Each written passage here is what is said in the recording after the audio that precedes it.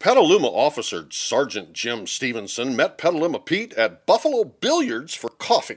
And he brought his police car, kids, so you can learn about some of the great squad car tools that are built into these incredible vehicles to better serve and protect you and your adults.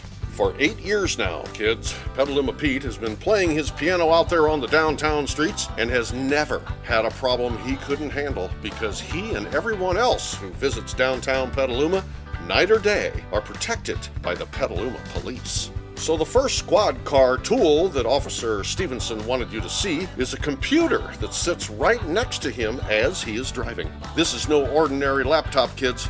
Instead, it's called a Mobile Data Terminal, or MDT.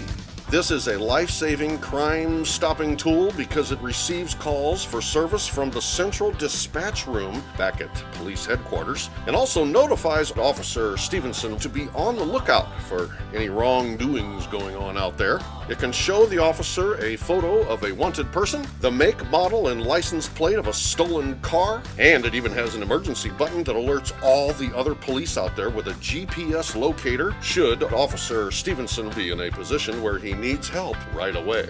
Another cool squad car tool is this external spotlight that is operated from the inside by the officer's hand so he can light up the night, kids, and more clearly see activities right there from his driver's seat.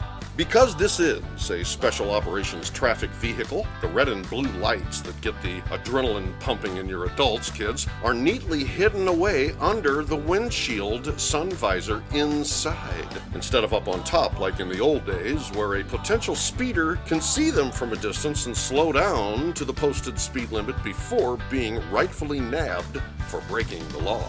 These lights are also hidden in the front grille and really can't be seen by your adults until it's too late. Have you or your adults ever ridden in the back seat of a squad car, kids?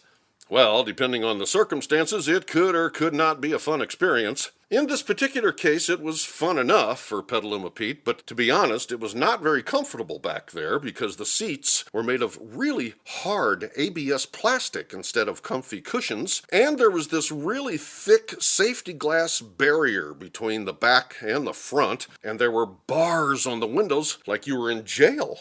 We have been told this environment can be very conducive for motivating the rider to making deals with his or her maker, kids, while providing a little quiet time and the opportunity for a little self-reflection and hopefully an epiphany or two in terms of where one's life is going. And thoughts about maybe turning things around in an even more positive direction moving forward from there.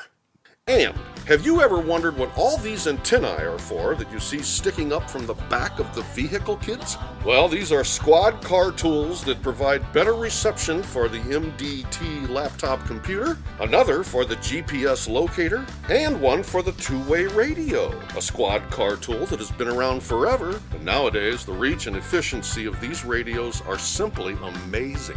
This unit pretty much connects to most of the agencies throughout Sonoma County and even has the ability to provide communication statewide, making it virtually impossible for any wrongdoers to get away, and that makes Petaluma Pete feel happy, safe, and proud to be a Petaluman.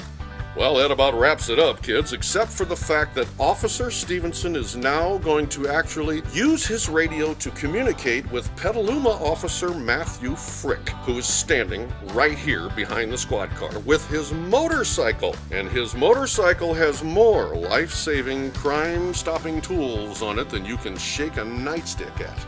We will learn more about this motorcycle in part 2 of this video series, but meanwhile, please remember to be nice to everyone, listen to your teachers, and eat more veggies.